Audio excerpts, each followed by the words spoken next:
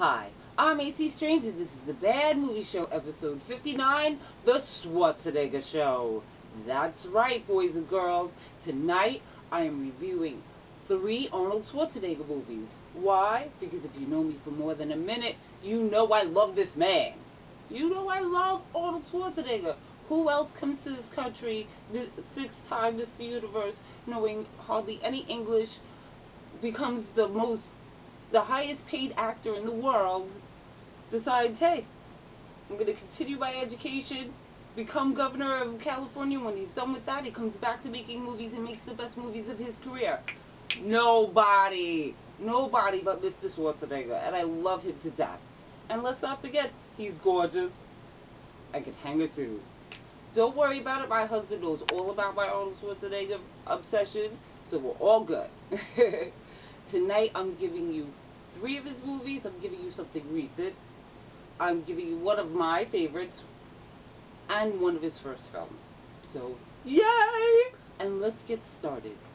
First up, we have Maggie, 2014, PG-13, Lionsgate Films, written by John Scott III, or John Scott III, directed by Henry Hobson, starring Arnold Schwarzenegger, Abigail Breslin, and Jolie Richardson.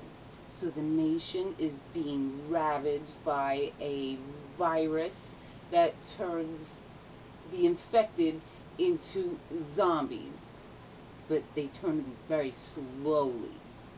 Okay.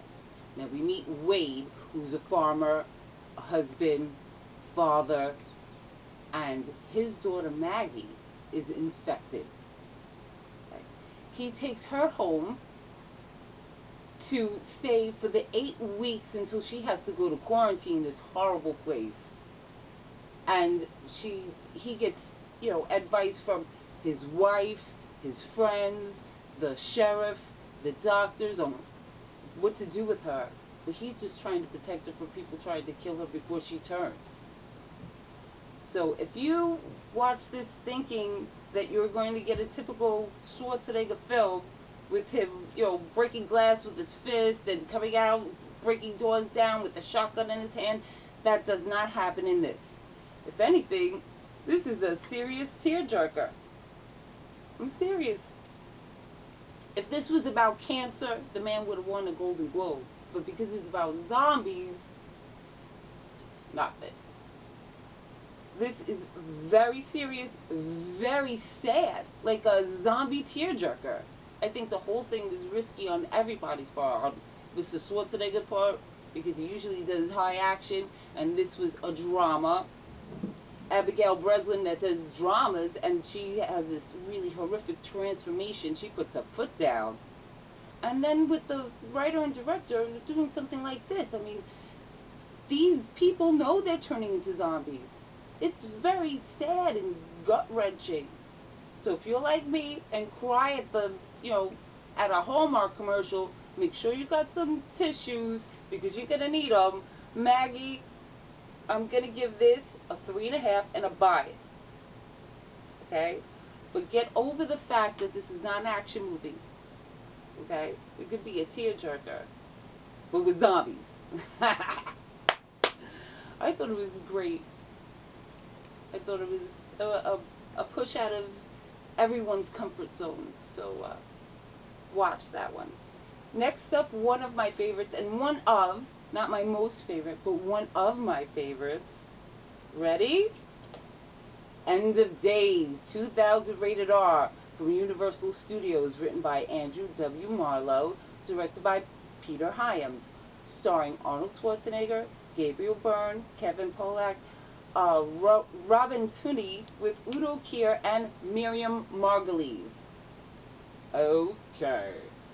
So we have Jericho, who is a former... Wait, no.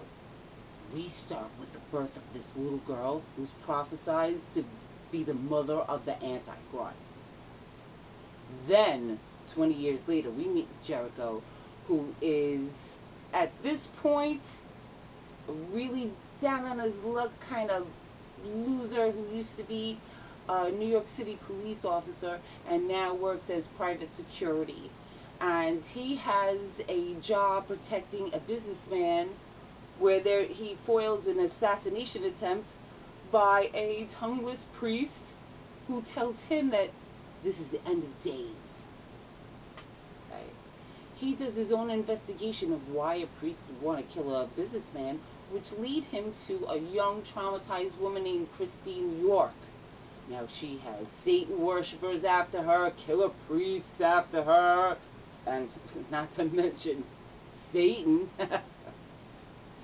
Jericho does what he can to save the girl, the world, and possibly his soul. Now, yes, this is one of my favorites. Why? Because this is different than anything he's ever done. Really. He fights Satan, which is played by Gabriel Byrne, which he does a good job.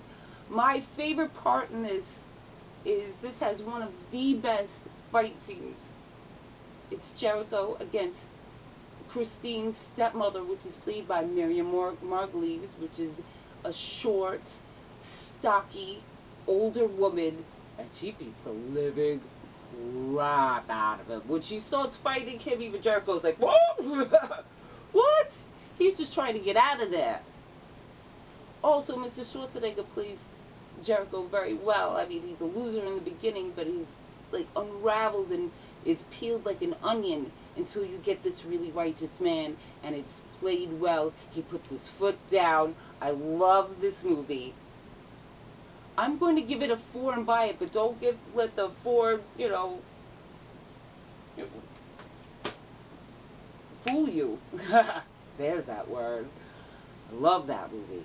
It inspires me to write, and I've seen it. I can't even tell you, but I enjoy that movie. And you know what else I enjoy? That other people like it as much as I do, because I never thought that. So last, but certainly not least, ready for this one? Ready? Okay.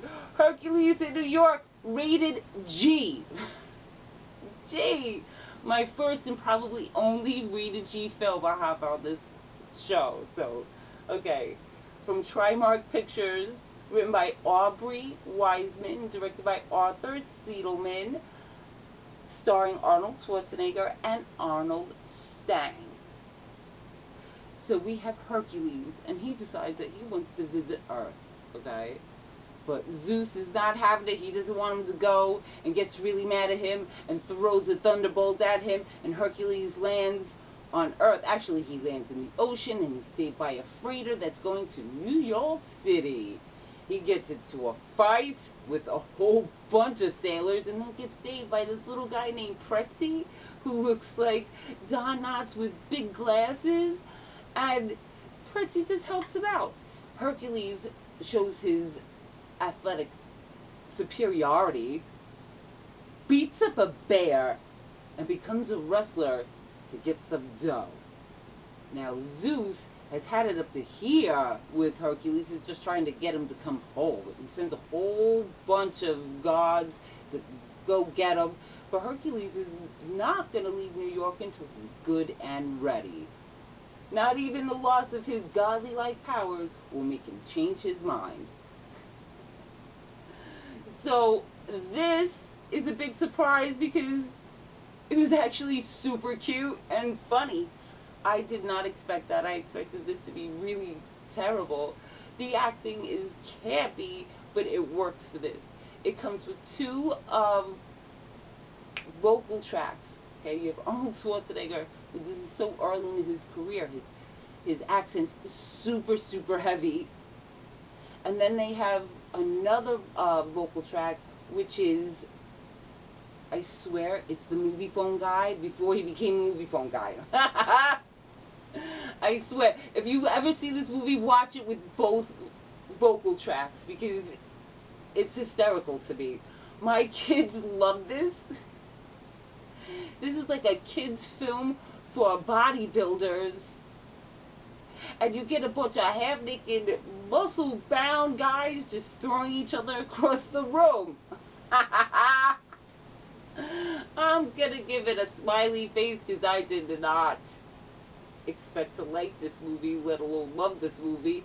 And I think that Pretzi's adorable, and I'm going to give it a 3 and a buy it, because if you're a Schwarzenegger fan like me, you need this. You need this in your collection.